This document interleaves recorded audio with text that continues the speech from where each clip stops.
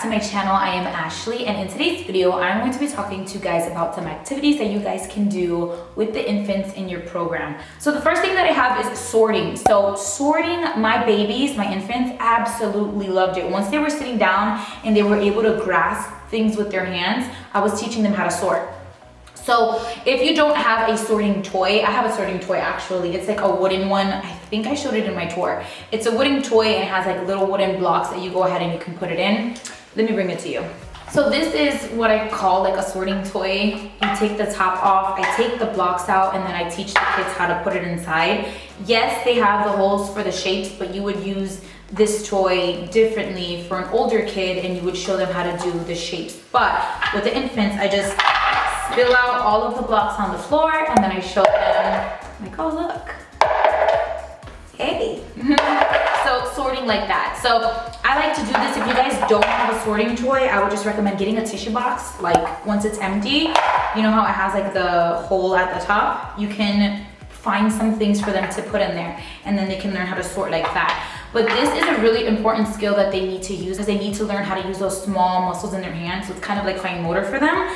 But my infants really love sorting toys. And that's a good activity to do with them. And then if you're looking for some toys to buy for your infants, try getting a sorting toy for them. The next thing I have is rolling or tossing a ball. So again, the child already needs to know how to sit down to be doing this activity. Some kids might not get it. They'll probably just get the ball and put it in their mouth. But when it comes to teaching children in general, consistency is key. If you practice every single day rolling the ball, or if you have like an older student, I'll sit down with the older student and roll the ball in front of the infant so they can see what we're doing. And then when I sit them down and I roll them the ball, sometimes they'll get the idea and they'll roll it back. But I've had like my 10-month-old, 11 and 12-month-old do that activity, rolling of the ball, and they love it. So if you have a ball, that's another thing that you can do with your infants if they're already sitting. The next thing that I have is practice standing and or walking. So a lot of parents obviously want their kids to walk, and I like to teach them how to like stand. And there's like a process when it comes to teaching them how to walk. The first thing that they gotta learn how to do is obviously stand.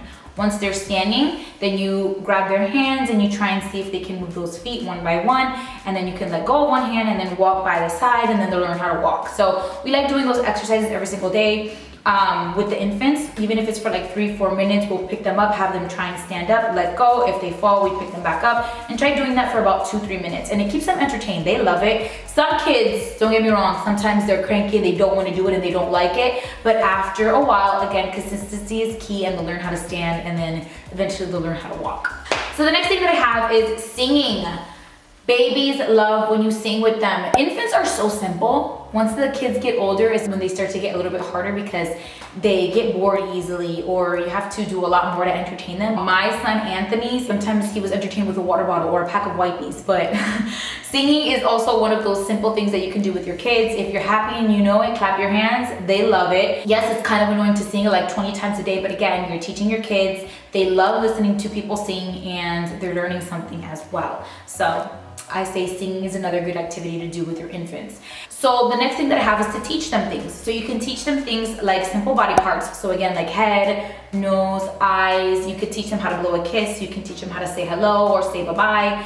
Well, not say it, but like wave hello, wave bye-bye. You can teach them how to clap their hands. There's a lot of little things that you can teach your infants. And I feel like a lot of parents in my program like the fact that even though their child is so young, they're still learning something, you know what I mean? I hope that this video wasn't pointless. I also have a video on my channel that has to do with tips for caring for infants. If you guys want to watch that, you guys can, because these kind of go hand in hand. But I think that no matter the age of the child in your program, it's always important to teach them something, and these are some things that you can teach them. And I don't know if you guys do ASQs, but ASQs are like screenings. A lot of the skills that you're doing in these activities, like the sorting or the rolling of the ball or teaching them body parts, when you're doing an ASQ, they ask you if these kids are completing these tasks, and they're asking you if they're completing these things. So teaching them is not going to hurt them. It's going to make them more advanced. And then if you guys are like really stuck on what to teach your kids in their infants, check out the ASQs. If you have a 3-month-old, type in 3-month-old ASQ into Google, and then it'll pop up and then it'll ask you if your child's doing specific things. And if they're not, you can maybe work on those activities if you think that they're appropriate for that child. So that basically completes today's video. I hope you guys enjoyed it. Please subscribe to my channel if you guys have not already, and I will see you guys in my next video.